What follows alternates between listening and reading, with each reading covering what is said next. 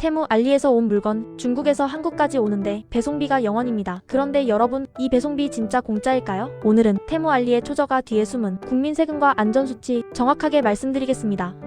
1. 배송비 공짜의 진짜 정체.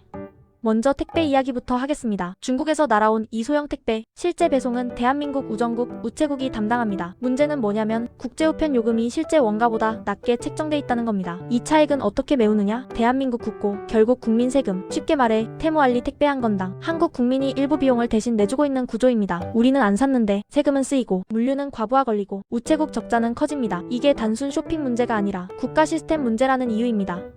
이 우리의 정보 중국 AI.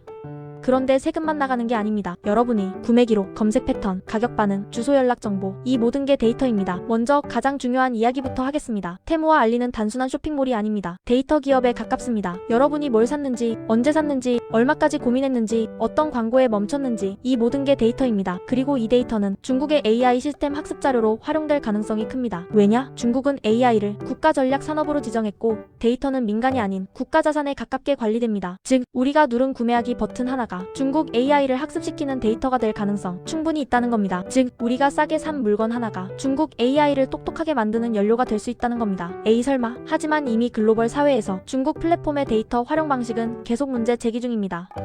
3. 품질 안전 숫자로 말하겠습니다.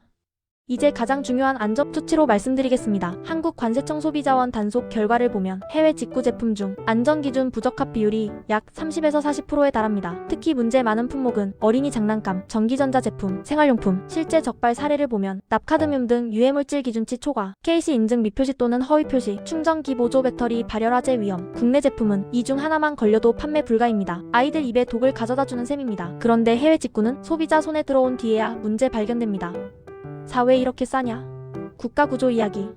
자, 가장 많이 듣는 질문입니다. 도대체 왜 이렇게 싼 거야? 단순히 인건비 때문? 아닙니다. 여긴 국가구조 문제가 있습니다. 중국 정부의 대규모 보조금, 과잉 생산된 물량을 해외로 밀어내는 구조, 내수 침체 해외 덤핑, 쉽게 말해 남아도는 물건을 손해보더라도 해외에 뿌리는 구조입니다. 손해를 봐도 괜찮습니다. 시장 점령, 경쟁자 제거, 데이터 확보, 이게 장기 전략입니다.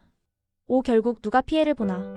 정리하면 이렇습니다. 배송비 일부 국민 세금, 정보 중국 AI 데이터, 안전 문제 개인 책임, 시장 붕괴 국내 자영업자, 싸게 산 사람만 이득 보는 구조가 아닙니다. 보이지 않게 모두가 비용을 나눠서 내고 있습니다. 이 영상의 목적은 사지 마라가 아닙니다. 알고 선택하자는 겁니다. 오늘 이 구조를 알게 됐다면 이미 절반은 성공입니다. 무서운 세상이다. 세상이야. 정신 똑바로 차려야 됩니다. 좋아요, 구독, 댓글 부탁드립니다.